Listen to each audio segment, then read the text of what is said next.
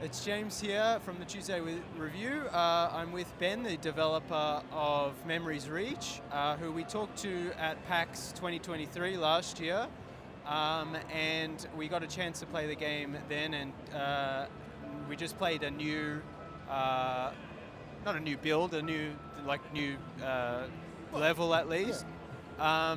And so tell us what's happened over the last year. How far have you come? Challenges.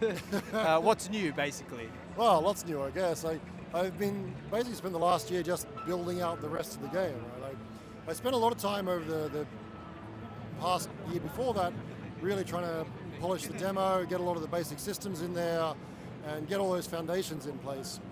And the last 12 months has just been making the rest of the game, really. Yeah. Designing the new areas, fleshing out the art, building out the art, all that sort of stuff, yeah. So the first major level that's largely complete now is the one you just played, which is the first area of the game. It's sort of this ancient facility in the jungle, which is designed to monitor the life signs of the planet. So the flora and fauna of the planet and the planet's life signs and habitability. But it's been abandoned for a long time now. It's kind of reclaimed by the jungle. Yeah, this level was really cool because it had that ancient alien structure that's just overcovered with vines and jungle and stuff. And really atmospheric. One thing I really loved about the game last time I played, and this time even more so, is just it's very atmospheric. It's kind of relaxing, and the music helps with that too. I can't remember if we talked about the music last time. Can you talk about the music development process? Yeah, so the composer for this game is a composer named Angela Little. She's based in Sydney. Mostly worked in film and television in the past, is now getting into games. She's done a great job with the soundtrack, I really like it. That level you just played, we're doing something special with the music there as well. It's probably pretty hard to hear at PAX because there's so much noise, but there are the kind of bird sounds in the music, and they play separately in 3D space when you're outdoors. So when you're outdoors, you'll hear the bird sounds play at particular key points in the music. So they form part of the music, but they'll come from like locations in the trees or the plants around you. Cool. And we're also doing the music in kind of layers. So there's like an underlying bass layer that will play pretty much the entire time. But when you're outside, you get more of the nature sounds. When you go inside, that cuts out and you get a different one that fades in. And then when you say solve the puzzle in a room, we pull out other ones and bring in more of a upbeat kind of successful sort of chime sort of sound. And it all kind of blends together in the music. So the music's really dynamic. I'm really happy with how it's turned out. It sounds great, and it really helps with the atmosphere and the relaxing nature of it. And one thing I like, I think I mentioned this last time, was the puzzles are challenging but not frustrating. And so I think it's a good game you can sit back and just immerse yourself in. The puzzles last time were mostly, I don't know what you call them, the match game where you turn the pipe game, and you sort of select the thing. This time around you showed us some new puzzles. Can you talk us through those? Yeah, these ones are a new type of puzzle. So I'm aiming to have about 3 or 4 puzzle archetypes in the game. So you've now seen 2 archetypes, I guess. This one is based on addition and subtraction. So you're essentially looking at 2 hexagons on either side of a third one in the middle, and the idea is to combine the 2 on the outside to make the one in the middle. And if the hexagons have these lines in them, and if lines overlap, they cancel each other out. If they don't, then they just appear in the middle. And so the idea is to try and pick which 2 shapes will combine to make the correct one. Pretty simple on the introductory levels. As you get the more complex ones, you end up having multiple icons you have to combine through rotation and selecting different ones. And it can get quite complex and intimidating at times. Math is not my strong suit, but I could figure out most of them, and Alan helped me out with a couple. You also showed us a new ability where you can charge certain things to solve puzzles. Can you talk us about that? Yeah, so this is the energy surge ability. Or at least that's the current placeholder name. It doesn't have a real name yet. This is the first major ability you'll pick up in the game. What you actually played is the first level of the game. Like you land, you end up in the hub, you go from the hub to this area, and at the end of the area you get the first ability, which is this energy surge. And the way it functions, it kind of has 2 functions. So you hold down the left trigger and it builds up a charge, and it has 3 levels of charge. And you can use that to activate certain devices around the world to up to 3 different functions in some cases. So in the case we saw there, some of them only have 1. We activate it and it just turns a switch. Yeah. And others, it can be used to like control the height of an elevator to 3 different levels. Yeah. And other things like that. The other function it has, if you hold it all the way, build up a full charge, and you're not pointing at one of these things, and you release it, it'll blast off this like AOE blast. And that can be used for various functions throughout the game. Most notably, they can use to restore power to certain like areas in the game, but it can also be used to perform a physics-based AOE. So you can like destroy certain objects and clear a path of things as well. Cool. So that'll be used. Actually, both functions of that ability will be used in multiple ways and combined with other abilities in certain ways as well, which are not in the current demo. Yeah. But in builds I have at home, you can get other abilities in the game will combine with it to function in different ways. So, that would be cool. It's a really cool one. I like that because you showed us some force fields and stuff that eventually that'll come into play about how you traverse. One thing I really liked about the game last time and this time is the puzzles are not just on the alien console or whatever. Yeah. It changes the environment and how you traverse it. And then not only do you have to figure out how to traverse the environment and then change it, so the level is basically the puzzle. Yeah.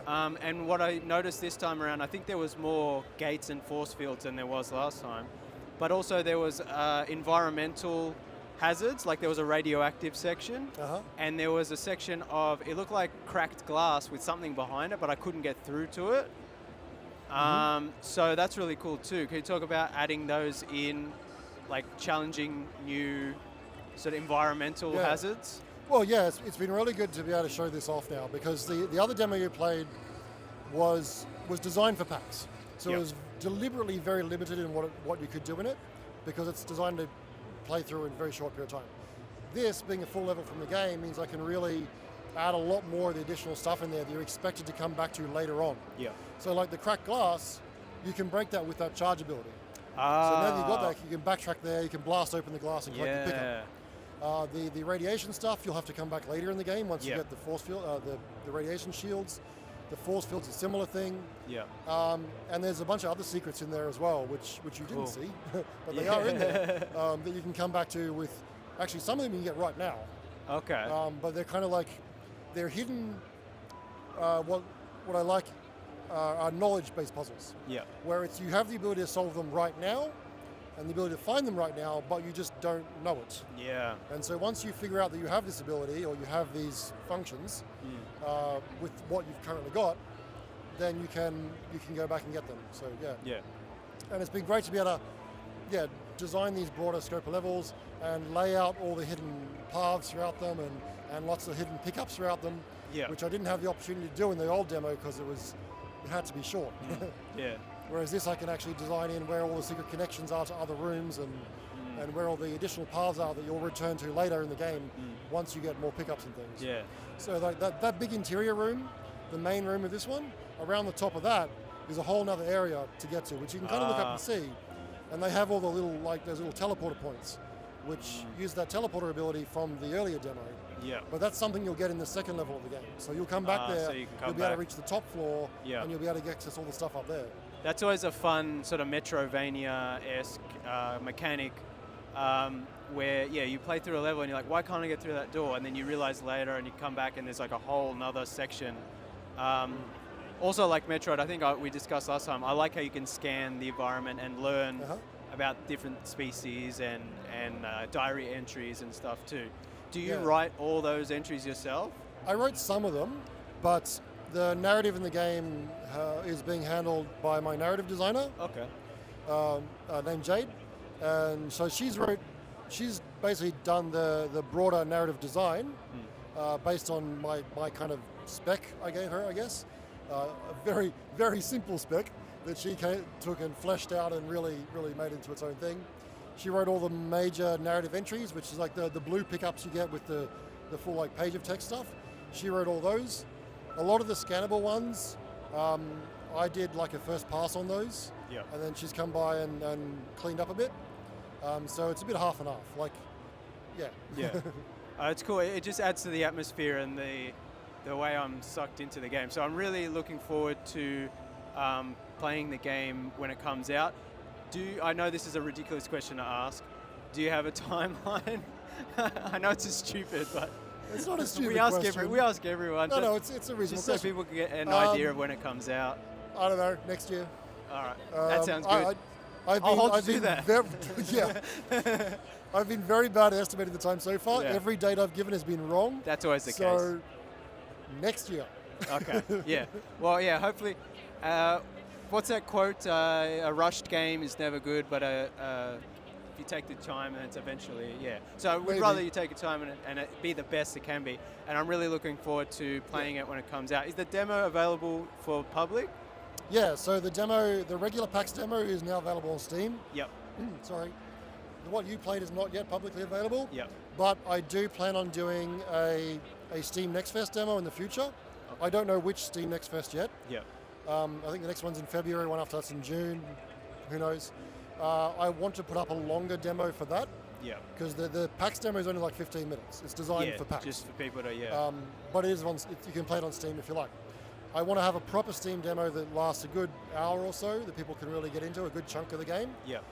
That will probably include the level you just played and the hub and some other stuff. Awesome. In addition, there is my mailing list, which you can find on my website. You can get to that through memoriesreach.com or 100stonesinteractive.com, either way. If you sign up for the mailing list there, I am going to be reaching out through that for people who want to take part in playtests. So I'll just be sending out keys to do public playtests of different areas of the game, of the Steam Next Fest demo as that's in development, and that'll happen sometime in the new year as well. Yeah. Awesome. All right. Well, thanks so much, and I can't wait till it comes out. Thank you. Thanks a lot.